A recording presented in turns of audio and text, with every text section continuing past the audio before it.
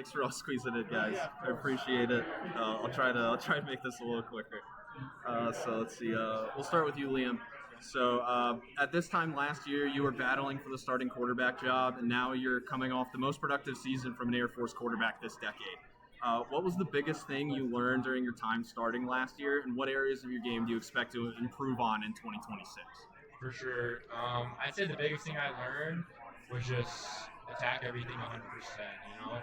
There's going to be times where you make a mistake, and that's okay, but it's how you respond and how you're going to get back up. And then also just leading by example for the rest of your teammates. And so whether that's putting your body on the line and getting those extra few yards and kind of showing everyone else that you're there and you're going to compete for them, it kind of brings the team together, especially the offense last year. And so I feel like if I can kind of copy that same mentality and bring it into this year, and with more leadership skills and more trust, I think it's going to be beneficial for our whole team and the offense as a whole. So. For sure. And then let's see. So you guys have the honor of being the first Mountain West team to play North Dakota State in a conference game. What do you know about the Bison defense, and how can you guys send them home empty-handed at the end of their first Mountain West contest? Yeah, I mean, I think the Bison defense is going to be a tough defense like any other defense. I think they're a team of guys full of grit that are just willing to compete and willing to go out there and punch you in the mouth straight away. And so I'm looking forward to it. I think it's going to be a good physical game.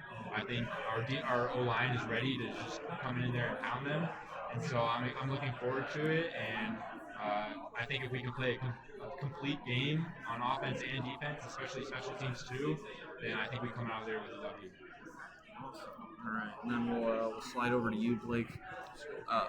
So let's see. All right, so you were a tackle machine last year, posting the highest total from an Air Force defender since Jordan Pierce back in 2014. Your performance likely put you onto the radars of NFL scouts. Is going pro something that's in your long-term plans? Yeah, that's been a lifelong dream of mine. That's definitely something I'm looking into, and hoping I have that opportunity. Sure. So there were a lot of players that had standout individual performances on defense that are back for 2026, but as a unit, this was the most points that an Air Force defense has allowed since 2017.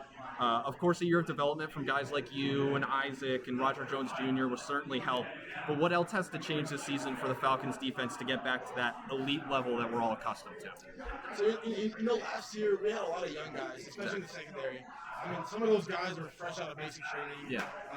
Didn't really have time to come in and learn the playbook and kind of learn the ropes. So this year, that whole season under the belt, they had a whole spring ball to get better.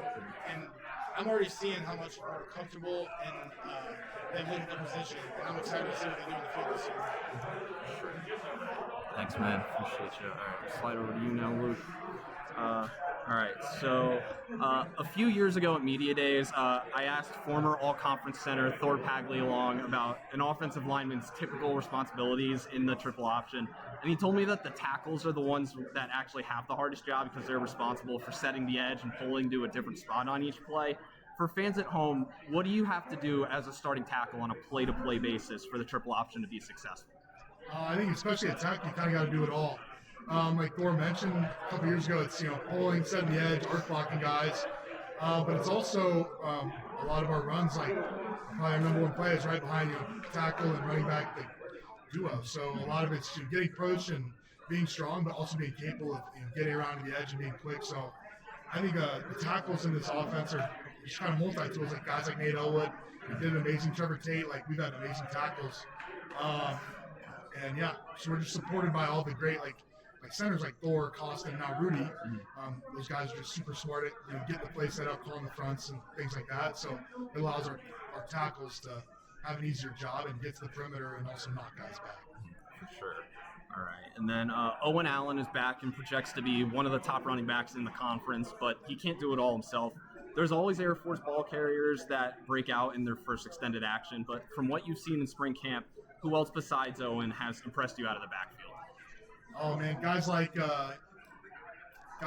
Gage Ledoux, Mason Hayes, and Rocco Conti. I know we saw Rocco last year, but Rocco's an absolute beast. He's the hardest working guy on their team, in my opinion.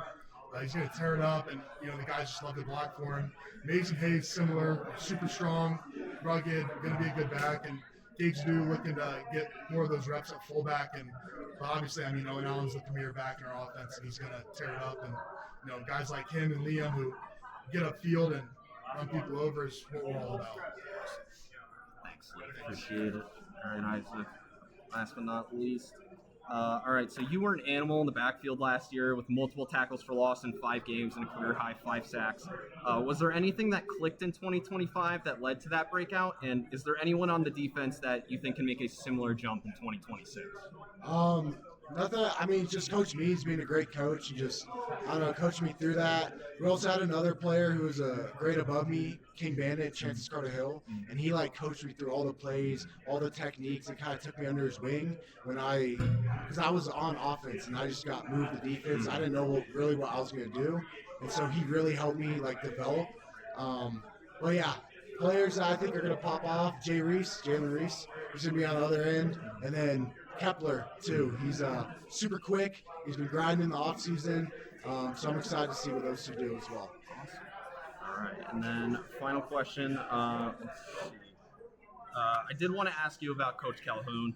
He's now one of just 2 active head coaches with over 20 years running the same show, and is the true personification of Air Force football. What is he like when he's not on the practice field, and what's the biggest piece of advice that you've taken from him personally? It's down to earth, just here for the team, here for the players, on and off the field. Biggest advice he's given us is just, be a good dude. Do the right thing when no one's watching, and that will translate onto the football field. So his mentality's more, he wants to raise men and have us be good leaders, and that will correspond to the field. All right, that's all I got, guys. Thank you so much. Thank you. Appreciate it. Great to meet Thank you. you. Nice to meet you. Thank you. Appreciate you. Thank you to meet you, Blake. Good luck this season, fellas. Thank you. Appreciate you.